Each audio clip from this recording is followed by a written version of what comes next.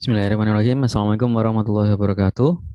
Bertemu lagi dengan saya Eko Hardianto, SSTMT. Kali ini kita telah memasuki pertemuan ke-8, di mana pekan lalu di hari Kamis tepatnya kalian sudah menjalani ujian tengah semester untuk analisis dan perancangan sistem informasi. Mudah-mudahan semuanya dapat melaluinya dengan baik. Saya lihat sekilas hasil dari yang sudah disubmit, sudah dikumpulkan, sudah cukup bagus. Kemudian semuanya sudah mengumpulkan. Kemudian walaupun ada beberapa yang statusnya terlambat, untuk terkait waktu terlambat saya hanya melihat dari rekapnya saja ya. Kalau saya lihat waktunya tidak terlalu beda jauh ya, 130 menit itu menurut saya, atau mungkin ada aturan dari Politeknik Statistik sendiri, ya kita ikuti aturannya dan kalian lebih lebih paham terkait itu. Dan memasuki tengah semester kedua ya, di mata kuliah analisis dan perancangan sistem informasi ini, kita akan beranjak ke materi terkait project management dan sistem proposal, di mana untuk pembelajaran ini kalian bisa lihat di buku Witten, buku 1, bab 4, itu menjelaskan tentang project manajemennya. Kemudian bab 11 itu juga menyinggung tentang sistem proposalnya. Untuk lebih jelasnya kalian bisa mereview, memperdalam dan membaca di sana. Mungkin ada penjelasan saya yang kalian ingin ketahui lebih lanjut, bisa direfer ke bab tersebut. Terlepas dari kalian lebih prefer atau ada buku lain yang mungkin kalian gunakan yang relevan dengan mata kuliah ini, tidak masalah. Yang penting pemahamannya kalian semua bisa paham. Itu saja eh, tujuan dari pembelajaran kita. Tidak masalah pakai buku apapun, yang penting pembelajarannya sampai dan bisa dan ngerti. Oke ya. Apa saja yang akan kita pelajari di pertemuan ini? Yang pertama adalah hampir sama dengan kita mereview sedikit di pembahasan di sebelum UTS kemarin, yaitu terkait analisis kelayakan.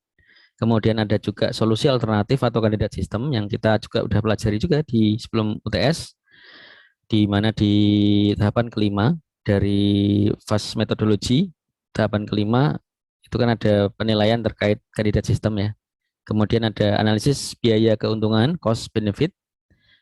Jadi kalau kita membangun sebuah sistem informasi, ya pastinya akan dilihat untung ruginya. Karena seperti di awal pertemuan kita kita jelaskan bahwasanya membangun sebuah sistem informasi itu dikategorikan sebagai investasi. Investasi yang dimaksud apa? Jadi kita udah investkan uang sekian, kita dapatkan gain atau kita mendapatkan keuntungan, gain benefit sekian banyak. Jika keuntungannya lebih banyak, maka kita anggap investasi kita berhasil gitu. Dan kebetulan dan yang menganggap investasi berhasil atau tidak memang dari sisi analisis sistem, dan namun yang paling merasakan adalah eh, para pemangku kepentingan atau pengambil keputusan atau para pimpinan kita. Kemudian bagaimana kita memanage sebuah proyek, kita belajar tentang manajemen proyek, dan kita juga belajar tentang bagaimana menyusun laporan proposal sistem, bagaimana strukturnya, apa saja yang harus dipenuhi. Untuk manajemen proyek sendiri, kalian mungkin tidak hanya dapatkan di mata kuliah ini, tapi mungkin ada di pembelajaran terkait survei ya, terkait survei, karena survei itu sendiri juga dianggap sebuah proyek. Kalau boleh cerita, saat ini di ASN atau aparatur sipil negara itu, mengapa kok ada isu eh, struktural itu dihapuskan? Bukan dihapuskan dalam artian tidak tidak apa ya, tidak tidak keberadaannya masih ada, hanya saja sistem struktural itu digantikan dengan sistem baru yang mengadopsi sistem fungsional. Nah, ide dari menghapuskan adanya struktural ini mungkin juga terinspirasi juga dari sebuah proyek ini, proyek yang notabene proyek itu base-nya adalah kegiatannya apa, kemudian siapa elit di sana, siapa pemimpin dari proyek itu, kemudian ada anggotanya siapa saja. Dan saya sendiri di dunia di kerja di BPS Provinsi Jawa Timur itu juga kita sudah mengadopsi by project. Contohnya seperti ini. Jadi kita ada sebuah kegiatan, kita melakukan membangun sistem tentang capaian kinerja pegawai atau mungkin sistem tentang penilaian pegawai, di mana sistem itu dia jadikan sebuah project. Nah, di project itu akan ada siapa leadnya, siapa pemimpinnya. Kemudian dari pemimpin itu dia ada koordinator teknis siapa, kemudian dari koordinator teknis itu siapa saja anggotanya. Seninya untuk mengelola ada yang mengatakan, ada yang membagi menjadi tim teknis administratif, yaitu yang terkait dengan menyusun KK, menyusun biaya, mensinkronkan dengan biaya yang ada, kemudian mengalokasikan biaya ataupun mengalokasikan pembelian barang modal jika ada perlukan. Kemudian ada juga yang tim eh, technical atau tim teknis yang disebut dengan ya para programmer, terus sistem analis seperti kalian ini, kemudian ada yang menyusun untuk eh, pengujiannya bagaimana gitu. Jadi di sana ada yang membagi seperti itu. Tidak ada yang mengatakan mana mana paling tepat, mana mana yang paling tepat, tidak ada pakem seperti itu. Hanya saja karena kita belajarnya itu adalah eh, by project, ya kita belum belum menemukan pola yang ideal. Jadi saat ini di kami masih menggunakan seperti itu, masih masih mencoba timnya apakah dibuat dua dua tim teknis seperti itu, ataukah tim teknis itu sebenarnya masuk dokumentasi gitu, masuk dalam satu tim besar di mana tim itu integrate-nya di pembuatan dokumentasi seperti yang kita pelajari di sebelum UTS seperti itu.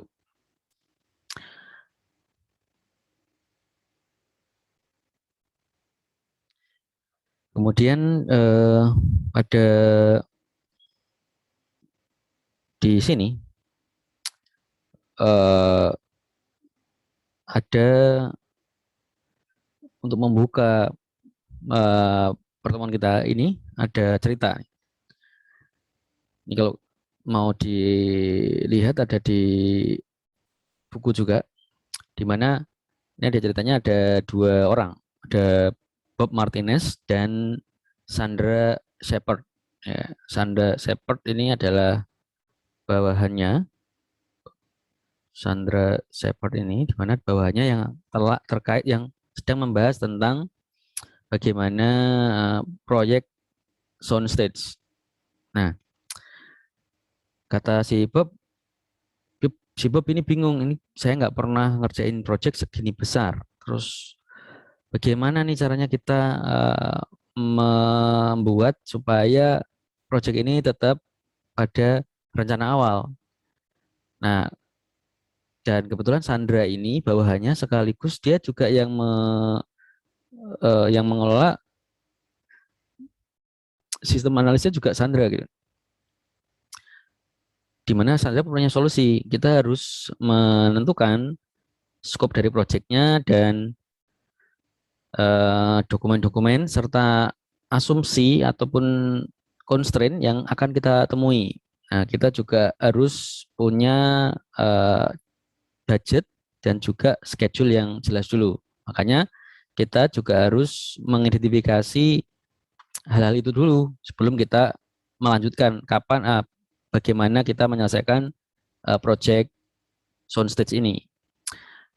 Dengan fast methodology, kita akan menggunakannya sebagai acuan kita, kemudian di mana setiap tahapannya akan kita analisis dan kita evaluasi berdasarkan tahapan-tahapan yang ada di fast methodology, ya, seperti kita pelajari di sebelum UTS kemarin.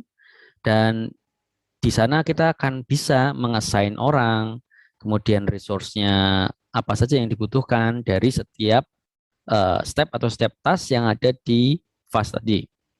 Dan saat project sudah mulai digulirkan atau mulai berjalan, maka kita bisa memastikan untuk apakah apakah si project tersebut sudah di on the track atau di schedule yang sudah ditentukan. Nah, eh, kalau kalau kalau dari di kuliah dulu, aku nggak pernah, saya nggak pernah mendapatkan seperti ini, kata si Bob. Nah, kata Sandra, dia meyakinkan eh, bahwasanya dengan adanya kita menggunakan eh, metodologi tersebut, beberapa apa ya yang menghantui kita, yang tidak dapat diperbaiki, yang menurut asumsi kita itu adalah suatu yang uh, sulit atau suatu yang belum belum belum tampak ya, maka kita dapat merencanakannya dengan hati-hati dan sesegera mungkin. Jadi si Sandra ini dia sudah sering menggunakan fast methodology, dan kemudian dia yakin gitu bahwasanya dengan fast methodology itu pasti nanti ketemu jawabannya, Pak, bagaimanapun permasalahannya. Nah, jadi dari keyakinan si Sandra ini, kemudian akhirnya Bob setuju dan untuk melanjutkan ke proyeknya dengan menggunakan metodologi tersebut. Sama seperti di dunia kerja, kita juga banyak hal baru yang kadang muncul di tahun-tahun yang sudah berjalan. Jadi budget sudah ada, tapi ada kita sebagai ASN dituntut untuk melakukan inovasi. Nah, inovasi yang perlu dilakukan perlu membutuhkan perencanaan, kemudian resource-nya apakah cukup atau tidak, sehingga kita harus memprioritaskan mana project mana yang harus kita utamakan dan project mana yang kita bisa kita kesampingkan, kita kerjakan tahun depan, seperti itu. Jadi dengan adanya metodologi itu kita bisa merencanakan dengan lebih baik. Kemudian ini adalah sebuah pengetahuan di mana menurut salary guide dari Kelly, ya, di mana dia selalu mengeluarkan price list, ya, bukan price list, ya, apa namanya, range gaji dari orang-orang IT yang bergerak di bidang IT. Contohnya seperti sistem analis, atau di sini nyebutnya dia adalah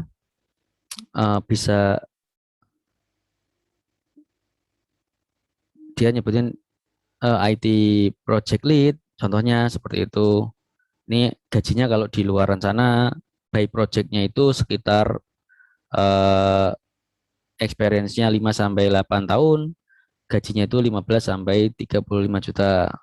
Kemudian ada software developer, pengalamannya 5 sampai 10 tahun, itu gajinya 15 sampai 35 juta. Ini by project ya. Kemudian ada contohnya mana lagi? Database administrator dengan pengalaman 4-7 tahun, range minimumnya 7 juta sampai 17 juta. Itu jika di luar negeri seperti itu. Dan mungkin juga Indonesia sekarang sudah masuk ke ranah seperti ini. Bahkan e-commerce yang ada itu pun kita juga bisa merefer ke range salary yang ada di sini, dengan tinggal kita sesuaikan saja experience kita yang ada di mana.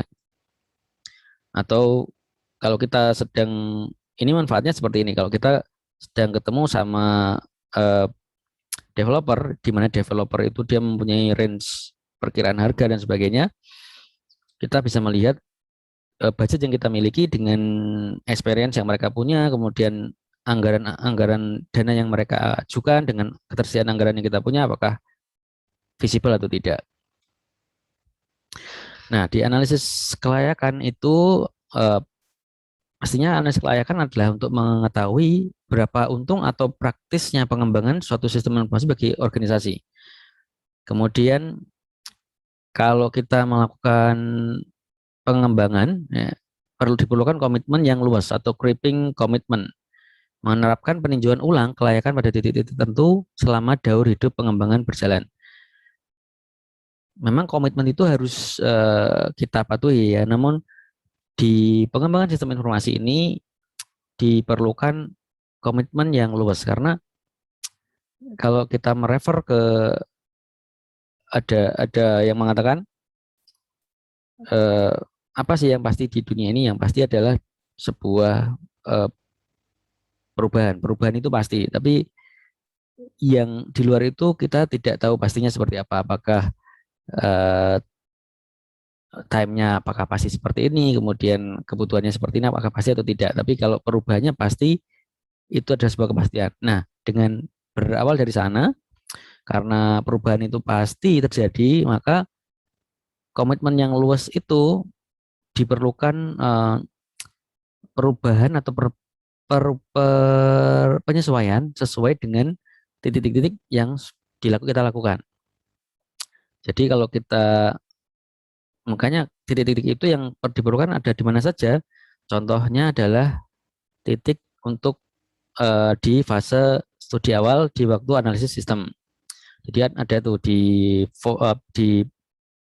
proses itu, di mana di akhirnya apakah layak atau tidak kita melanjutkan sistem ini. Kemudian di analisis masalah. Sebenarnya masalah yang kita mau selesaikan itu krusial nggak sih sama perusahaan dan sebagainya. Kemudian di analisis keputusan, yang keputusan di fase kelima, di mana apakah lanjut ke pengembangan, ke perancangan sistemnya ataukah tidak. Jadi ini ada beberapa checkpoint yang dilakukan. Mengapa harus dilakukan checkpoint di beberapa titik ini, supaya jika terjadi masalah atau terjadi perubahan atau perbaikan, kita bisa melakukan satu. Yang pertama, kita bisa memperbaiki dengan menyesuaikan beberapa yang resources, kemudian budget, time yang kita punya, ataukah kita harus mengambil keputusan uh, menghentikan dan tidak melanjutkan proyek ini, ataukah seperti apa, ataukah dengan melanjutkan namun dengan mempertimbangkan beberapa masukan atau beberapa input dari user yang kita tanya, untuk kita kita elaborasi di analisis sistemnya, sehingga perubahan-perubahan yang terjadi itu, saat terjadi perubahan tersebut kita memiliki dasar gitu. Jadi dasarnya apa melakukan perubahan itu. Kemudian di fase analisis kelayakan, tadi kan ada checkpoint di fase analisis kelayakan. Apa saja sih yang harus dilihat atau dipenuhi? Yang pertama, kelayakan teknikal atau teknis. Kelayakan teknis, di mana seberapa praktikal suatu solusi secara teknis, serta seberapa siap dari sisi sumber daya maupun keahliannya. Jadi kalau orang-orang yang ada di sana itu, apakah ada atau tidak yang bisa menghandle sistem ini. Kemudian apakah ada servernya, teknologi yang kita mau kembangkan di dalam perusahaan itu dan sebagainya. Kemudian ada kelayakan operasional, merupakan ukuran seberapa baik solusi yang diberikan akan bekerja dalam organisasi, serta bagaimana perasaan atau persepsi dari orang-orang dalam organisasi terhadap sistem atau proyek tersebut. Jadi solusi yang kita berikan di sistem informasi itu apakah dia dapat membantu atau menyelesaikan permasalahan dari orang-orang yang ada di dalam organisasi tersebut. Oh, bisa menyelesaikan. Dan bagaimana persepsi orang-orang dalam organisasi itu? Karena contoh saja si Sipadu STIS mungkin eh, dulu perubahannya sebelum ada Sipadu, mungkin tahun 2009 sebelum ada Sipadu, kemudian 2010 mulai ada Sipadu, mulai ada, memang solusinya akan diselesaikan, namun bagaimana orang-orang ini menanggapi dari solusi yang diberikan, apakah mereka setuju atau mau untuk mengikuti usulan sistem yang diberikan, ataukah mereka resisten dengan sistem informasi yang telah dibangun. Dan sampai sekarang Sipadu mungkin sangat membantu ya, sangat membantu sekali, baik yang kalau kita belajar secara daring seperti ini ataukah yang luring. Jadi saya lihat semakin ke sini Sipadu ini selalu atau terus ditingkatkan, baik dari sisi fungsinya, baik dari sisi teknologinya, dan fitur-fitur tambahannya semakin integrasi dan semakin memudahkan kita semua, baik itu usernya dosen, mahasiswa, atau pihak PHK, atau mungkin ada juga pihak lain, BPS mungkin ya, yang mungkin nanti akan diintegrasikan ke sini. Kemudian kelayakan dari sistem ekonomi merupakan ukuran biaya efektivitas, cost effectiveness dari proyek atau solusi. Tentunya karena kita berbicara masalah investasi akan berkaitan dengan modal yang dimiliki, pasti harus ada hitungan-hitungan untung ruginya dan sebagainya. Maksudnya untung rugi kalau kita di ASN tidak untung rugi yang seperti di perusahaannya. Untung ruginya maksudnya apakah biaya yang telah dikeluarkan itu dapat memberikan value tambahan untuk organisasi yang menyusun anggaran tersebut. Jadi kalau by outputnya gimana gitu. Kalau outputnya makin bagus, berarti pembangunan sistem yang diusulkan itu berarti sesuai karena dapat memberikan impact yang positif. Kemudian kelayakan dari sisi jadwal merupakan ukuran seberapa rasional jadwal proyek yang ditetapkan. Jadi kalau menentukan proyek, kita harus tahu perkiraan-perkiraan jadwal, jangan sampai kita menentukannya terlalu cepat sehingga ternyata penyelesaiannya malah mundur dari jadwal, ataukah kita menyusunnya terlalu lama sekali padahal sebenarnya penyelesaian itu tidak sepanjang yang kita usulkan. Nah, ini analisis biaya keuntungan, cost benefit analysis. Jadi memang kalau masalah investasi, masalah anggaran dana, kemudian adanya modal dan sebagainya, itu kita pasti akan menimbang-nimbang, pasti orang akan ditanya, apa sih untung ruginya dari kita mengeluarkan anggaran sebanyak ini. Yang pertama dari sisi cost-nya, ada sisi biaya pengembangan dan biaya operasionalnya. Biaya pengembangan adalah biaya yang diperlukan atau dikeluarkan satu kali one time cost yang tidak akan muncul lagi setelah proyek selesai. Kemudian ada biaya operasional, adalah biaya yang muncul selama sistem digunakan. Biaya tetap muncul dan kurun waktu yang teratur dan relatif sama besarannya, dan biaya yang berubah atau insidental muncul secara proporsional sesuai dengan penggunaan.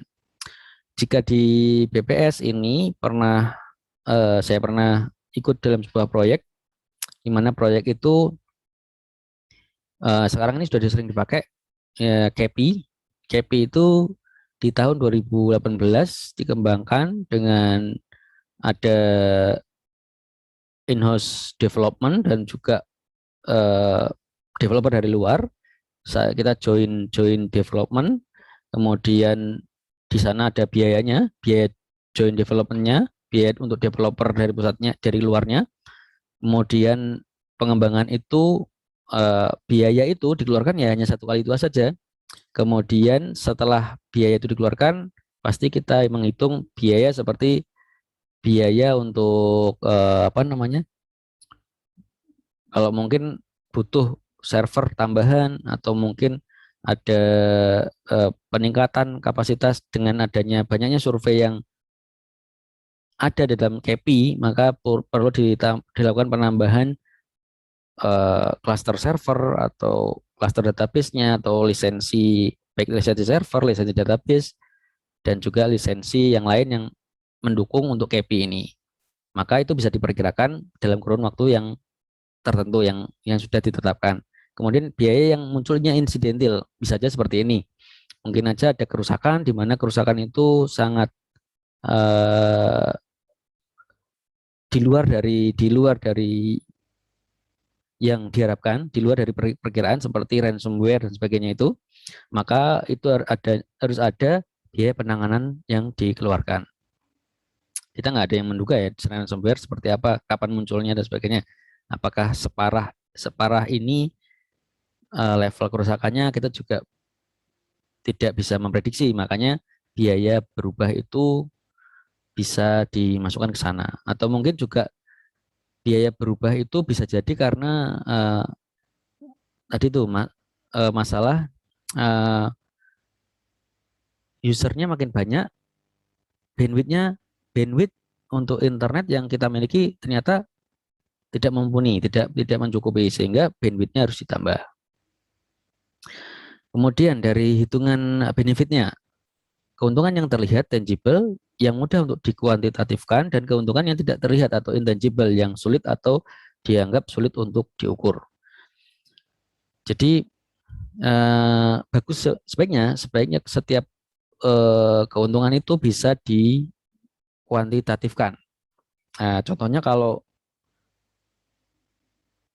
seperti ini, misalkan kalau ada, bagaimana kita mengukur seseorang itu puas dengan layanan yang diberikan atau tidak, dengan layanan yang kita berikan atau tidak, seperti kita sebagai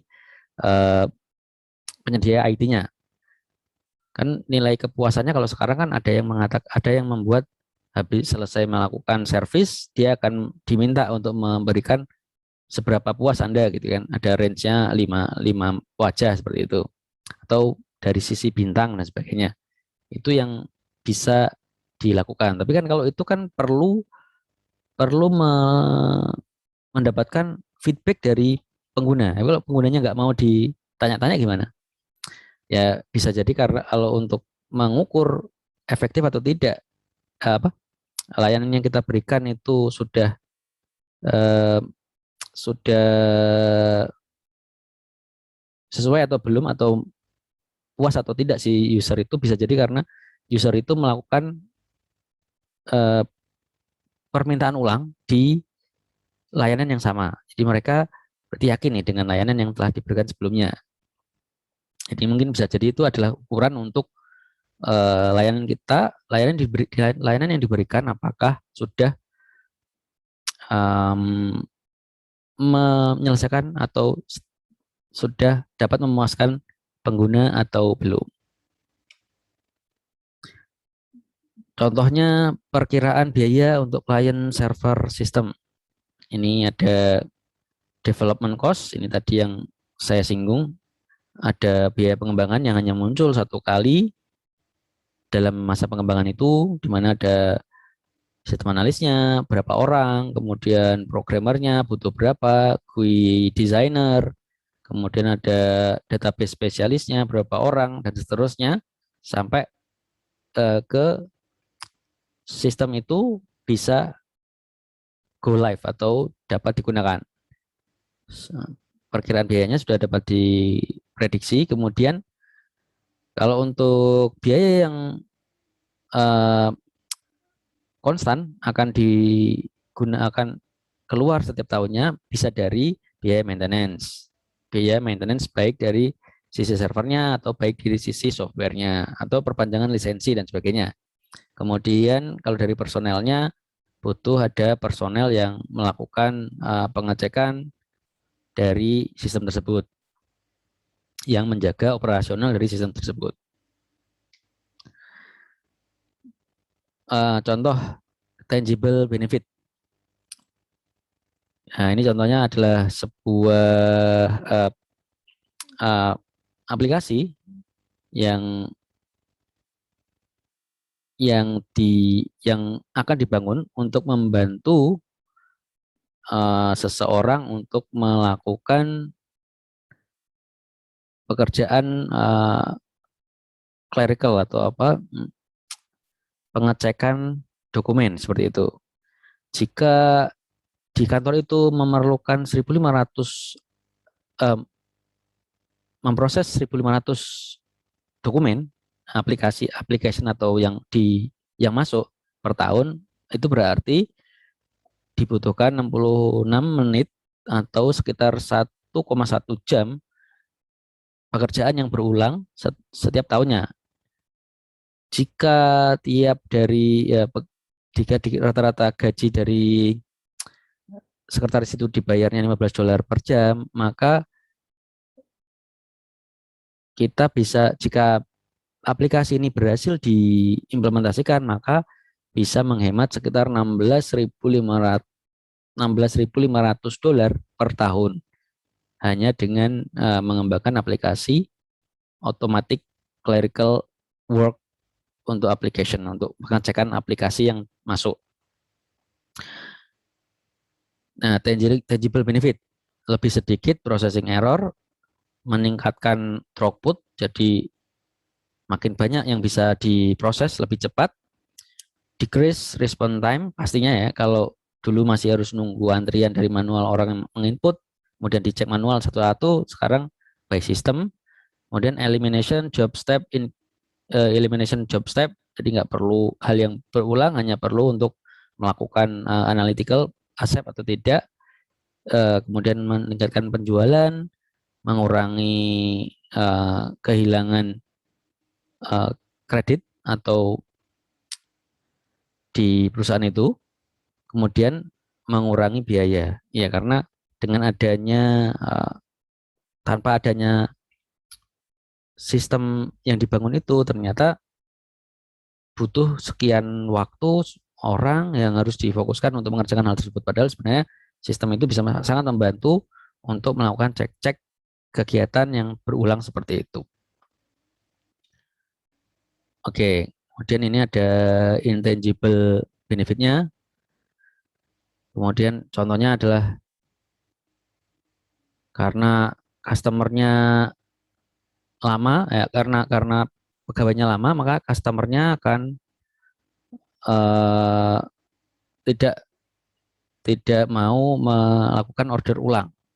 Tapi kalau dengan adanya sistem, maka dia bisa diketahui, oh dengan adanya proses yang cepat ini bisa membantu meningkatkan salesnya tadi, karena orang begitu aplikasinya atau pengusulannya suratnya masuk, dia langsung diproses dengan segera. Kemudian ada hitungan-hitungannya, dan yang termasuk intangible tentunya adalah improve customer goodwill. Jadi apa namanya, meningkatkan nama baik dari perusahaan itu di mata customernya. Kemudian improve employee moral, jadi ada peningkatan moral untuk para pegawai. Kemudian ada perbaikan layanan untuk masyarakat dan lebih memiliki pengambilan keputusan yang lebih baik karena sudah terdaftar dengan baik. Kemudian si pimpinannya itu sudah dapat memantau dengan real time dan dengan dapat melihat siapa menerima dokumen apa dan apakah sudah diproses atau seperti apa, dan apakah sudah diproses atau belum, itu dapat dilihat dari aplikasi tadi. Kemudian analisis dari sisi ekonomi, balik modal payback tadi itu, karena kita investasi maka dia akan menanyakan nih kapan investasi yang dikeluarkan akan kembali, kapan periode balik modalnya akan terjadi, yaitu periode waktu yang berjalan sebelum nilai kumulatif keuntungan akan melampaui nilai kumulatif biayanya. Jadi kalau eh, dinilai nilai keuntungannya dikurangi nilai biaya dibagi nilai biayanya itu lebih eh, nol atau minus, maka itu tidak dirasa belum mencapai titik balik. Kalau nol saja itu baru titik baliknya. Namun kan yang diinginkan pasti kalau berinvestasi pasti ada keuntungannya. Dan berapa nilai bersih saat ini? Satu rupiah saat ini lebih bernilai dibandingkan 1 juta rupiah 1 tahun yang akan datang. Dan discount rate merupakan presentasi keuntungan bisnis yang akan diperoleh dari proyek atau investasi lain. Makanya kalau orang investasi itu biasanya mengapa orang ya atau gini, mengapa orang suka berinvestasi? Karena mereka menilai nilai uang yang saat ini ada dibandingkan di tahun depan nilainya itu udah berkurang. Makanya mereka lebih milih daripada kita pertahankan dalam bentuk uang, maka diinvestasikan aja gitu. Makanya para investor-investor itu mainnya seperti itu pemikirannya. Makanya ada yang ngapain sih investasi, kan uangnya hilang. Tapi sebenarnya kalau dari sisi mereka, dari sudut pandang investor ini, nilai uang yang saat ini ada yang kita pegang tahun depan itu pasti nilainya akan turun. Contohnya kalau kita beli tanah saat ini, contoh ya, kan ada orang jual tanah harganya 100 juta saat ini, tahun ini. Mungkin bulan depan bisa jadi tanah itu harganya meningkat jadi 110 juta. Berarti kan nilai uang kita punya sama-sama 100 juta nih bulan depan. Ternyata belum bisa membeli tanah tersebut. Berarti kan nilainya akan semakin berkurang. Walaupun sebenarnya nilai tetap aja, tapi nilai apa ya? Nilai-nilai uh, nilai ekonomisnya itu dinilai berkurang. Kemudian ada hitungan return on investment, di mana teknik membandingkan keuntungan kumulatif dari beberapa alternatif solusi. ROI dari suatu solusi atau proyek merupakan rasio persentase untuk mengukur hubungan antara jumlah yang didapat dari suatu investasi dengan investasi yang dilakukan itu sendiri. Lifetime ROI, jadi ini estimasi lifetime benefit, ini dikurangi estimated lifetime cost dibagi estimated lifetime cost. Ini berapa nilainya, positif, negatif, ataukah nol dan sebagainya. Kemudian ada annual ROI, lifetime ROI dibagi lifetime sistemnya. Ini udah lifetime ROI-nya kisaran nilai berapa nih? Kalau lifetime sistemnya itu di angka berapa? Kemudian ada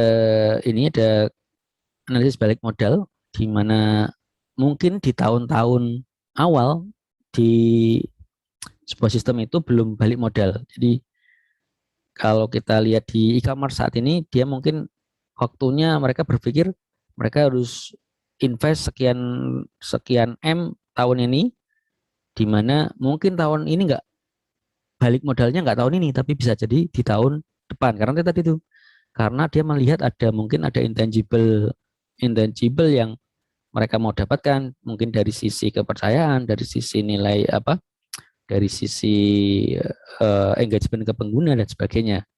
Maka perlu dilakukan investment di awal-awal tahun. Mungkin hitungannya kalau kita lihat hitungannya akan seperti ini. Tahun-tahun awal kok minus terus gitu kan. Tapi kita harus tahu bahwasanya ini akan ada ROI-nya, akan ada titik baliknya ya, di mana di 3 tahun lebih ini dapatkan bahwasanya ini sudah balik modal, kemudian sisa tahunnya adalah ini mendapatkan keuntungannya. Berarti ini butuh 3 tahun lebih untuk mulai mendapatkan keuntungan dengan kalau kita lihat trennya seperti ini, bisa jadi tahun-tahun mendatang akan tahun-tahun di atas 6 tahun ini bisa jadi lebih tinggi lagi keuntungannya. Ini net present value analysis, mengapa kok kita dianggap mengapa para investor itu menganggap uang yang saat ini ada itu nilainya lebih nilainya akan turun di tahun mendatang. Ini ada hitungannya. Kalian bisa cek sendiri. Nah, contohnya kita sekarang masuk ke analisis kandidat sistem. Di sebelum UTS juga kita sudah membahas ini. Kita membuat kandidat sistem metrik, di mana sebelah kiri ini di bagian kolom paling kiri ada karakteristik, kemudian kolom 2 dan seterusnya itu merupakan kandidat 1, kandidat 2, kandidat 3 dan seterusnya. Ada berapa kandidat yang dimiliki. Kemudian dari setiap kandidat itu diberikan penilaian dari setiap karakteristik yang ada. Di mana contohnya di portion of system computerized. Jadi ada bagaimana sistem komputerisasinya itu bagaimana dia akan dilakukan. Apakah dia menggunakan software yang sudah ada, ataukah dibangun sendiri, ataukah seperti apa? Apakah harus disetting sendiri oleh tim? Kalau kandidat 1 dia membutuhkan Platinum Enterprise Entertainment Software Solution. Jadi dia beli software. Kalau ini dia diminta untuk melakukan konfigurasi dari data warehouse-nya. Kemudian ada keuntungannya di kandidat 1. Apa keuntungan? Keuntungan yang dimaksud adalah deskripsi singkat dari keuntungan bisnis yang akan direalisasikan dari tiap-tiap kandidat. Jadi disebutkan kandidat 1 apa keuntungannya, kandidat 2. Masih sama dengan yang sebelum UTS, kita tidak membandingkan antara benefit ini, nilai ini dengan nilai sebelahnya, tapi kita akan melihatnya langsung ke setiap kandidat ya. Jadi kita tidak membandingkan setiap karakteristik ini dengan antar kandidat, tapi kita membandingkan setiap sistem ini terpisah. Jadi tidak ada pembandingan antar tiap kandidat. Ya, hanya membandingkan satu kandidat ini bagaimana nanti hasil akhirnya. Jadi seperti itu supaya lihatnya lebih objektif ya. Ini kalau terpaut sampingnya nanti malah akan tergantung nilainya dengan yang kandidat sebelumnya. Oleh karena itu di operational visibility ini ya dia hanya menilai ya hanya untuk dia sendiri saja secara parsial tidak membandingkan dengan kandidat-kandidat lain. Jadi nilai 60 ini memang setelah dipertimbangkan untuk operational visibility kandidat 1 ya nilainya 60 gitu. Kemudian dari nilai sama seperti nilai-nilai lainnya, maka dibandingkannya adalah secara setiap kandidat ya, tidak membandingkan antar setiap karakteristik. Sehingga ditemukan skor akhirnya 67, ada 92, 87. Ini dengan membandingkan keseluruhan dari semua karakteristik dari atas ke bawah setiap kandidat. Oke.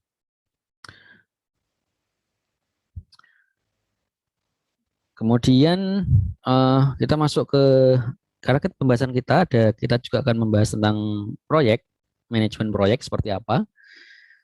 Kita bahas sekarang manajemen proyek dan manajemen proses. Kita tahu bahwasanya manajemen proyek adalah proses penentuan cakupan, perencanaan, penentuan tenaga kerja, pengorganisasian, pengarahan, dan pengendalian pengembangan dari suatu sistem dengan menggunakan biaya yang minimal dalam waktu yang telah ditentukan. Berarti tadi ada cost-nya dan juga ada time yang sudah atau schedule yang sudah ditentukan. Nah, di dalam proyek itu ada juga disebut dengan manajemen proses, di mana aktivitas pendokumentasian, pengelolaan, perbaikan secara terus-menerus proses pengembangan sistem. manajemen proses peduli dengan bagaimana aktivitas, hasil kerja, dan standar mutu diterapkan pada seluruh proyek. Jadi kalau di sebuah proyek itu ada manajemen prosesnya. Supaya proses itu apa? Prosesnya supaya dia melakukan pendokumentasinya sesuai standar, kemudian pengelolaannya sesuai dengan metodologi yang sudah ditentukan, perbaikannya juga melalui pertimbangan-pertimbangan yang telah ditentukan, kemudian perbaikan kontinu, perbaikan pengembangan secara kontinu atau perbaikan secara kontinu itu juga dilakukan dengan alur yang sudah ditentukan. Dan dalam dimana mungkin aja di dalam sebuah proyek itu manajemen proses akan dilakukan di tiap-tiap proses-proses yang ada di dalam manajemen proyek itu. Contohnya proses penentuan cakupan, dia akan melakukan proses aktivitas dokumentasi, pengelolaan, perbaikan, dan perbaikan dokumen secara terus-menerus dari penentuan cakupan itu. Kemudian ada perencanaan, di dalam proses perencanaan itu juga ada proses-proses yang dilakukan di dalam proses perencanaan hingga menemukan atau mendapatkan dokumen yang terbaik. Proyek dikatakan berhasil jika hasil dari sistem informasi bisa diterima oleh konsumen. Itu tujuan utamanya pastinya. Untuk apa? Membuat sesuatu yang tidak diterima oleh usernya. Kemudian sistem diserahkan tepat waktu, jadi tidak mundur dari jadwal. Kemudian sistem diserahkan sesuai anggaran. Ya pastinya dia mengusulkan anggaran berapa, dia akan dibayar atau mungkin anggaran akan dikeluarkan sesuai dengan yang telah diusulkan. Mengapa harus sesuai anggaran? Kalau over budgeting siapa yang akan membayar? Karena di awal sudah ditentukan bahwasanya anggarannya segini ya, harus ditentukan segitu. Yang bisa berubah mungkin aja sesuai dengan kesepakatan, skopnya apakah bisa bertambah atau tidak dengan kondisi anggaran yang sudah ada. Kemudian proses pengembangan sistem memberikan impact minimal terhadap operasi bisnis yang sedang berjalan. Berarti ada perbaikan yang diberikan oleh si sistem ini. Nah, ini ada penyebab gagalnya proyek. Di awal sekali kita udah pernah menyinggung bahwasanya proyek itu sebagian besar banyak yang mengatakan kegagalan proyek itu karena buruknya perencanaan atau buruknya planning dari sebuah proyek sistem tersebut dilakukan. Nah, ini secara spesifik disebutkan beberapa penyebab kegagalan proyek. Ini berdasarkan best practice yang sudah dilakukan banyak ahli, banyak orang, banyak tim yang telah memberikan masukan. Yang pertama adalah gagal menegakkan komitmen terhadap proyek dan manajemen atas. Jadi ada top level manajemennya itu tidak melakukan komitmen yang disepakati. Kemudian kurangnya komitmen organisasi terhadap metodologi pengembangan sistem. Kita sudah menggunakan FAST, namun karena ada mungkin mungkin ada tahapan metodologi yang tidak dilakukan, dilewati begitu saja, sehingga menyebabkan proyek itu gagal. Mengambil jalur pintas dalam metodologi dan pengembangan sistem. Jadi seperti yang sebelumnya, tidak melakukan itu langsung, harusnya dilakukan step ini dilakukan setelah step A selesai. Namun dia tidak melakukan itu, dia langsung pengen langsung melanjutkan ke step selanjutnya walaupun sebelumnya itu belum dilakukan secara tuntas. Kemudian manajemen harapan yang lemah. Scope creeping atau feature creeping. Ya. Feature-nya itu lambat atau kemudian scope creep-nya juga apa ya? Harusnya kalau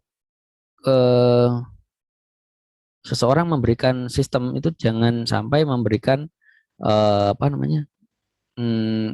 Scope atau memberikan scope yang sangat luas atau yang sangat muluk-muluk, padahal sebenarnya scope itu sebenarnya kalau kita menggunakan scope itu tidak akan selesai dalam sistem ini, atau mungkin memberikan harapan fiturnya akan sangat fiturnya yang sangat advance, sangat sangat jauh melebihi dari yang diinginkan. Namun sebenarnya fitur itu fitur yang belum bisa dipenuhi saat mengembangkan sistem saat ini. Jadi kalau terlalu apa istilahnya terlalu memberikan janji yang terlalu tinggi.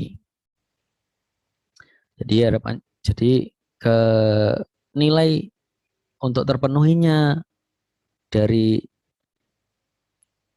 goals dari sistem itu malah tidak tercapai. Komitmen yang terlalu dini terhadap anggaran dan jadwal tetap.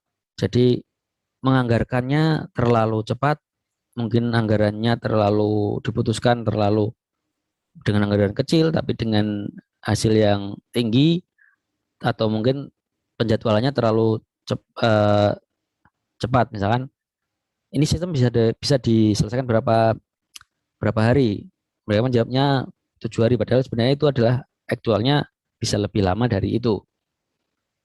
Jadi seharusnya kalau untuk menentukan itu ya harus dipertimbangkan SDM-nya seperti apa, kemudian dengan kebutuhan usernya seperti apa, maka akan ditentukan jadwal yang tepat, kemudian anggaran yang dibutuhkan itu seberapa banyak.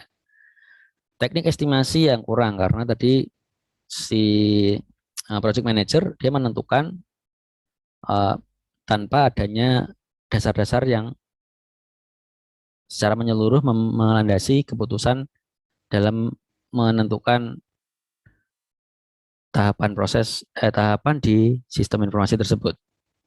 Terlalu optimis itu maksudnya dia pasti bisa, padahal sebenarnya kita nggak boleh terlalu strict dengan seperti itu. Optimis boleh, hanya saja kita juga harus melihat kondisi, bahwasanya kondisinya apakah perlu dilakukan perbaikan, penyesuaian di sana sini, ataukah kita harus mengakui bahwasanya jika memang skupnya terlalu dirasa melebar, dia harus mengakui bahwasanya harus ada yang berubah, apakah jadwal, apakah sumber dayanya, ataukah mungkin dari sisi budgetingnya yang ditambah. Mitos Man-Man yang dikeluarkan oleh Brooks tahun 1975. Mitos Man-Man itu maksudnya gini. Contohnya kita akan mengembangkan sebuah sistem informasi di mana kita memerlukan waktu 4 bulan dengan membutuhkan tiga programmer, misalkan tiga IT ya, tiga tenaga IT, di mana tidak bisa disamakan. Ternyata si user ini pengennya 3 bulan aja, berarti orangnya harusnya kita butuhkan 4 orang gitu kan. Secara hitung-hitungannya kan kalau kita menyelesaikan sistem itu selama 4 bulan butuh 3 orang setiap bulannya. Berarti kan kalau kita butuh penyelesaiannya 3 bulan, berarti 4 orang yang dibutuhkan. Walaupun hitungannya sama ya, 12 sama 12-nya, tapi nggak kayak gitu. Di Man-Man menurut Brook ini tidak seperti itu. Karena kita tahu menambah orang di sebuah sistem informasi, di pengembangan sistem informasi belum tentu akan mempercepat waktu yang di akan mempercepat waktu pengerjaan sistem itu sendiri. Kemudian manajemen keahlian tenaga kerja yang tidak tepat, di mana si project manager mungkin saja tidak dapat menentukan orang siapa mengerjakan apa, sehingga dalam pengerjaannya mereka akan terjadi permasalahan dalam manajemen tenaga kerja ini. Gagal beradaptasi pada perubahan bisnis. Jadi tadi itu mengapa harus ada keluasan menghadapi perubahan yang ada di dalam bisnis, karena bisnis ini bisa jadi waktu kita mengerjakan sistem udah jalan separuh jalan gitu, mungkin tahapannya udah jauh, udah mungkin sudah melewati identifikasi permasalahan, kemudian kita udah mau deliver ke pengambil keputusan nih, ternyata kok bisnisnya mengalami perubahan drastis. Mungkin kayak kasusnya kalau kita COVID saat ini, dulunya bisnis itu dilakukan tatap muka, namun dengan adanya COVID, maka di bulan yang sama, di bulan itu juga harus dilakukan perubahan bisnis prosesnya. Perubahannya harus dengan daring, kemudian dengan harus membeli lisensi, kemudian ada dukungan terhadap pakai data dan sebagainya, itu juga harus segera dilakukan. Dan itu terjadi di tahun 2020 dan 2021 yang saat ini kita lakukan. Contohnya seperti ini, kita daring, dulunya kan kita kuliah selalu luring ya. Jadi sekarang kan harus mengikuti perubahan dengan cepat, dengan mengambil keputusan, dengan mengambil pertimbangan cost benefit dan sebagainya yang telah dibahas yang telah kita bahas tadi di awal. Kemudian sumber daya yang kurang, karena ternyata kalau sumber daya yang kurang pastinya akan menyebabkan kegagalan sebuah proyek. Kemudian gagal untuk mengelola sesuai rencana. Maksudnya gagal untuk mengelola sesuai rencana adalah kegagalan itu terjadi karena tidak ketidakmampuan kita untuk bagaimana cara kita supaya kegiatan-kegiatan ini dapat memenuhi rencana yang sudah ditentukan. Jadi kegagalan untuk mengelolanya itu sendiri juga salah satu faktor menjadi penyebab kegagalan sebuah proyek.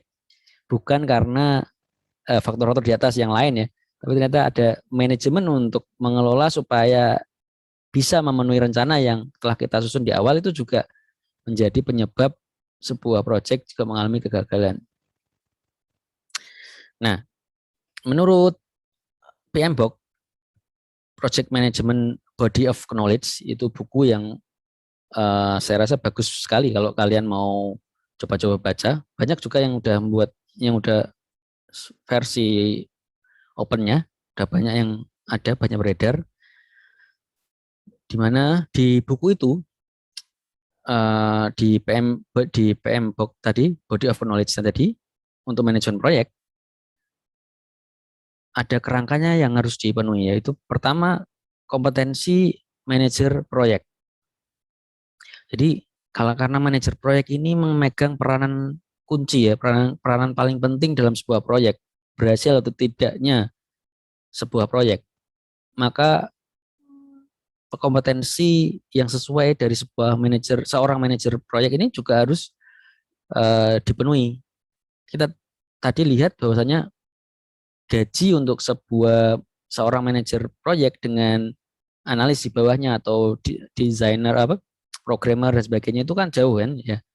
Dulu ada yang bisa sampai 35, ada yang bisa sampai 50 dan sebagainya. Jauhnya perbedaan itu karena memang si manajer proyek ini memegang amanah yang sangat tinggi atau memegang tanggung jawab yang sangat tinggi. Karena dia yang harus mengelola waktunya, kemudian menyesuaikan dengan yang telah direncanakan, kemudian dia juga harus memiliki capability bahwasanya dia seorang manajer proyek tidak hanya bisa nyuruh ya, tapi dia juga bisa punya solusi untuk proyek yang telah ditangani. Kemudian dia juga menjalankan fungsi manajemen proyek itu sendiri. Fungsinya harus dijalankan. Ada pengendalian, dan ada evaluasi, ada review. Kemudian alat dan teknik manajemen proyek. Menggunakan, ada alatnya nih kalau untuk kita melihat apakah proyek itu udah lewat waktunya atau tidak. Yang sering kita kenal kita gunakan dengan Gantt chart. Ini kita nanti akan belajar tentang PERT ya. Kalau Gantt chart itu kan digambarkannya ada tabular bentuk tabel di mana kolom sebelah kiri itu adalah uraian kegiatannya, kemudian baris ke kanannya adalah time atau waktu yang digunakan untuk menyelesaikan kegiatan-kegiatan yang dirinci ke bawah tadi. Dan lamanya penyelesaian waktu itu digambarkan dengan balok-balok yang berwarna sesuai dengan legenda yang dibuat. Kemudian ada software untuk melakukan manajemen proyek. Jadi di kerangka ini yang harus dijadikan acuan. Contohnya adalah kompetensi manajer proyek ini. Salah satunya kompetensinya dia harus punya pemahaman bisnis yang memadai. Kemudian juga dia harus punya kompetensi untuk penyelesaian masalah. Kemudian dia ada untuk menengahi, kompetensi untuk menjembatani antara kedua belah pihak, karena dia akan menghadapi banyak pihak, dan dia juga harus punya kompetensi untuk mengelola perorangan, karena dia harus punya banyak banyak dia harus membawahi banyak pegawai ya. Dia harus bisa mengelola orang-orang itu. Dan kompetensi self management kompetensi, karena si manajer ini nggak ada yang memantau, maka dia juga harus bisa mengelola dirinya sendiri. Bagaimana dia bisa mengelola orang lain padahal dia tidak bisa mengelola diri dia sendiri. Jadi ini juga penting juga, karena belum tentu setiap orang itu untuk bisa menjadi manajer proyek, dia sudah menguasai untuk mengelola mana ke orang lain, kemudian bisa menengahi orang lain, namun dia tidak bisa menguasai dirinya sendiri atau tidak bisa mengelola diri sendiri, maka kompetensi sebagai manajer proyek ini juga harus dipertimbangkan ulang. Makanya self management kompetensi ini juga penting juga. Nah, kemudian ada fungsi manajemen proyek. Fungsinya apa? Hampir sama dengan FAST. Kalau kita menggunakan metodologi FAST, kita ada penentuan cakupan. Untuk penentuan cakupan, kemudian perencanaan digunakan untuk merencanakan dari sebuah proyek itu, kemudian mengestimasi waktu yang akan digunakan, biaya, schedule, dan kemudian ada penjadwalan, scheduling dari resource-nya ini butuh berapa lama waktunya, kemudian ada mengorganisasian, karena pasti banyak orang yang terlibat di dalam proyek itu, maka juga harus ada pengelolaannya, kemudian ada direction, pengarahan, kemudian ada pengendalian, dan ada penyelesaian atau di finalisasinya. Nah, ini tadi yang kita bahas. Ini untuk part PERT chart, Project Evaluation and Review Technique. Jadi kalau di gambar ini, part chart ini, ada legendanya, di mana digambarkan antara setiap task, ini ada dua kotak yang berbeda, kemudian ada kotak yang paling kiri, ini ada schedule startnya, kapan mulainya, kemudian ada kapan berakhirnya, kemudian actual startnya, kapan benar-benar mulainya, dan kapan benar-benar selesainya. Ini kita bisa lihat apakah sesuai dengan tas-tas yang sudah direncanakan atau tidak. Kemudian ada panah lurus ini, berarti dia prosesnya proses yang langsung, di mana tas yang sebelah kanan ini tidak bisa berjalan sebelum tas yang sebelah kiri ini diselesaikan terlebih dahulu. Contohnya adalah scope definition. Kemudian dimulai, kapan dia mulainya? Oh, ternyata dimulai tanggal 5, kemudian selesai benar-benar dilaksanakan juga tanggal 5. Kemudian problem analisisnya dilakukan. Selanjutnya ada requirement analysis. Kemudian setelah itu melakukan logical design, di mana dia direncanakan mulainya tanggal 28, namun ternyata aktualnya tanggal 30. Kemudian diselesaikannya tanggal berapa? Tanggal 15. So ternyata aktualnya tanggal 18. Ini agak mundur ya. Dan itu seterusnya. Kemudian ini ada yang harus melalui decision analysis dulu. Ada juga yang bisa langsung dari logical design langsung ke physical design. Ini bisa dilakukan keduanya.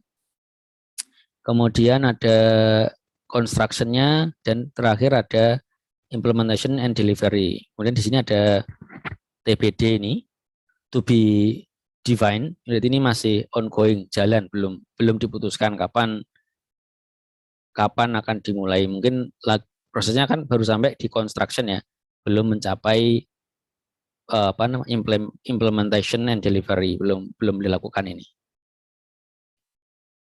Kalau ini adalah Gantt chart yang tadi kita udah bahas. Bahwasanya ke kanannya adalah time, kemudian ke bawahnya adalah rincian dari kegiatan, rincian kegiatan yang akan dilakukan.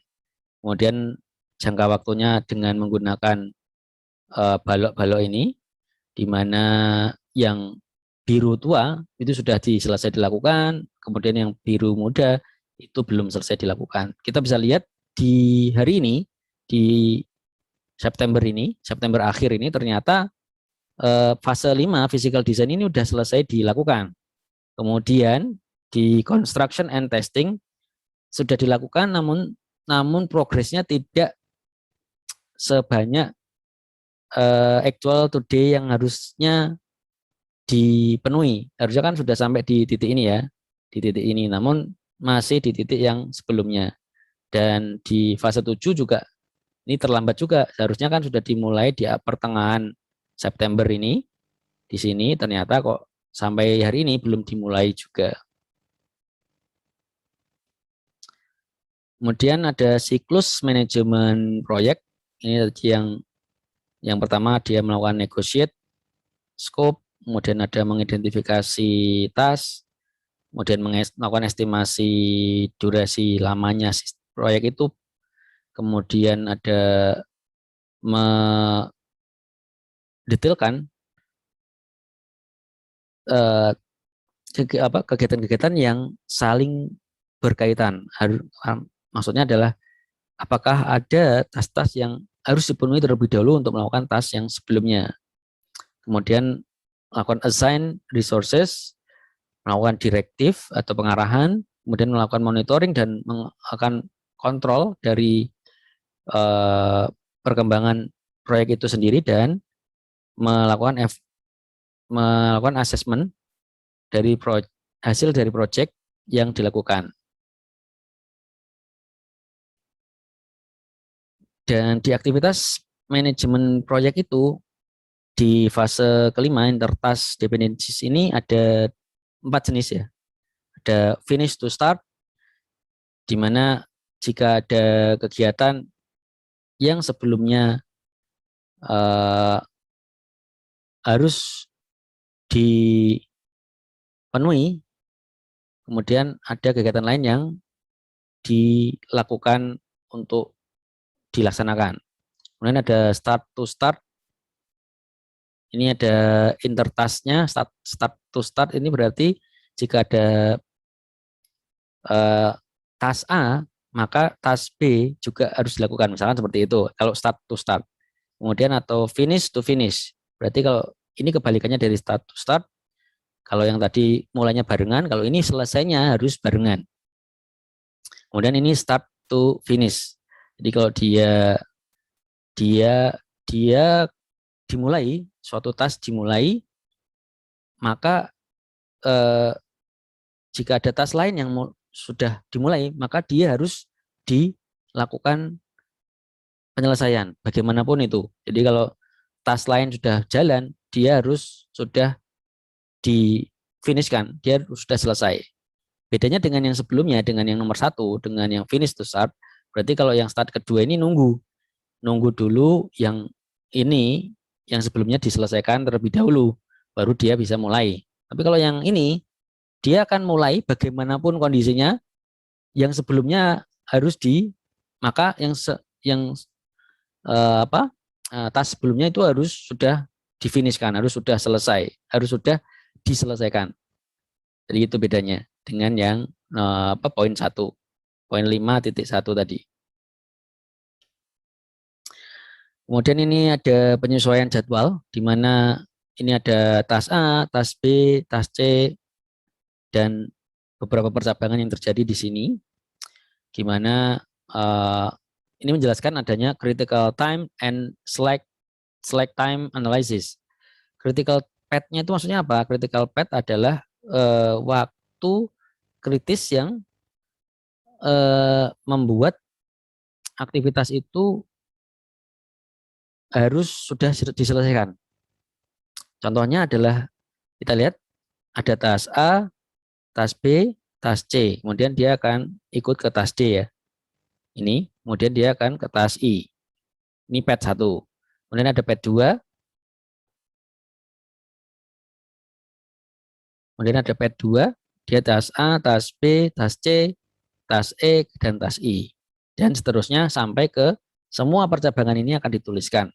Kemudian dicoba dihitung, ternyata ada yang pet 1 19, pet 2 18, 17, dan 16.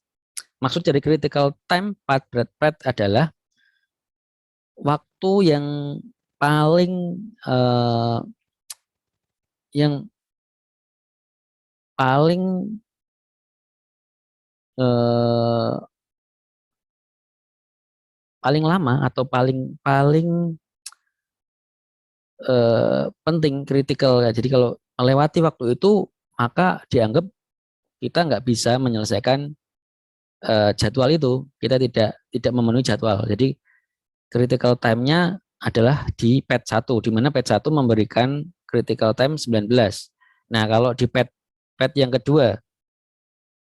Nah, di pet kedua itu berarti dia kan ada di pet kedua ini critical time-nya kan 19. Berarti dia ada slack time itu 1 hari. Kalau kita lihat di pet 3, dia ada menyelesaikannya butuhnya waktunya 17 hari, di mana dia punya slack time-nya waktu senggangnya itu waktu senggangnya 2 hari. Masih ada waktu untuk memperbaiki dan sebagainya dari critical time. Kalau kita mengambil yang pet pertama berarti tidak ada slack time-nya, berarti tidak ada waktu istirahatnya, tidak ada waktu jedanya. Berarti harus dipenuhi sesuai dengan critical time-nya sebanyak 19 tadi. Kalau kita pakai yang pet 4, nyata dari critical time kita masih punya slack time-nya 3 hari. Dan masih ada waktu jeda 3 hari. Kemudian ini ada manajemen harapan. Jadi kalau manajemen harapan itu digambarkan seperti ini. Ini adalah contoh ngestimasi waktu Amerika mau mengirimkan apa namanya roket ke bulan ya, Apollo ini yang gitu. Di mana dia punya ukuran suksesnya, ada biaya, ada waktu, ada skop dan kualitasnya, kemudian ada prioritasnya. Ini ada maksimum minimumnya kayak gimana, kemudian ada constraint-nya, kemudian ada acceptance-nya seperti apa yang masih bisa diakomodir. Mana yang harus diprioritaskan pertama nih? Jadi yang diprioritaskan pertama itu adalah scope and quality-nya ternyata gitu ya. Jadi ini yang menjadi prioritas utama, bahwasanya seseorang waktu dikirim ke bulan itu harus mencapai bulan. Yang kedua adalah dia harus bisa dibawa pulang kembali. Buat apa nanti kalau dia bisa dikirim ke bulan tapi nggak balik-balik. Kemudian ada juga prioritas kedua, dia on schedule. Ini schedule-nya bagaimanapun schedule-nya nggak masalah, yang penting di 31 Desember ini sudah harus sudah terjadi, sudah harus terbang gimana pun caranya. Ini prioritas kedua, di mana mungkin waktu tahun 69 ini kan adanya perang dingin dengan Soviet, di mana Soviet sudah mengirimkan roketnya terlebih dahulu ke mengelilingi orbit bumi, di mana Amerika juga pengen bersaing untuk mencapai luar angkasa, di mana dia mengirimkan menggaungkan untuk sampai ke bulan itu. Dan yang terakhir adalah biaya, di mana biayanya itu sampai biayanya itu diprioritaskan ketiga, mana mungkin masih dapat disesuaikan sesuai dengan kebutuhan yang terjadi saat itu. Nah, bagaimana tadi kita sudah melakukan manajemen proyek, kemudian kita tahu apa saja yang menyebabkan kegagalan dari sebuah proyek itu. Nah, untuk menyusun laporannya supaya laporan itu terstandarkan, itu bagaimana sih laporannya? Itu ada kalau factual formatnya ada introduction, methods, facts, discussion, recommendation, and conclusion. Tapi kalau untuk kebutuhan administratif biasanya introduction, conclusion and recommendation didahulukan, kemudian ada summary and discussion, kemudian ada method and prosedurnya, dan final conclusion-nya, kemudian ada appendix yang perlu ditambahkan untuk memudahkan pembacaan. Mungkin ada istilah-istilah yang orang itu nggak ngerti, jadi dituliskan di sana.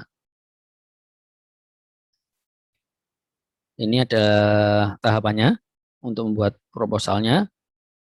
Dia melakukan initial preparation, kemudian dia membuat outline, ada ilustrasi, judul ilustrasi, kemudian mulai membuat draft, bisa draft ilustrasi dan draft teks yang ada di dalam tiap komponennya tadi.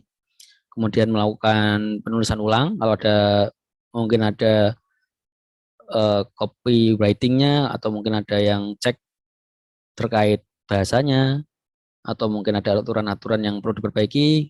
Kemudian ada final, dilakukan proofreading. Mungkin dari sisi bahasanya, ini proofreading mungkin bahasa Indonesianya sudah baik benar atau belum, atau bahasa Inggrisnya sudah proofread atau belum. Kemudian ada reproduce lagi dengan perbaikan proofread tadi, dan terakhir cek dan akhirnya didistribusikan. Jadi materi kita sampai sini, dan mudah-mudahan di besok kita di pertemuan tatap muka kita kalau ada pertanyaan silakan diajukan, dan terima kasih yang sudah memberikan atensinya. Salam sehat selalu. Wabillahi taufiq wal hidayah. Wassalamualaikum warahmatullahi wabarakatuh.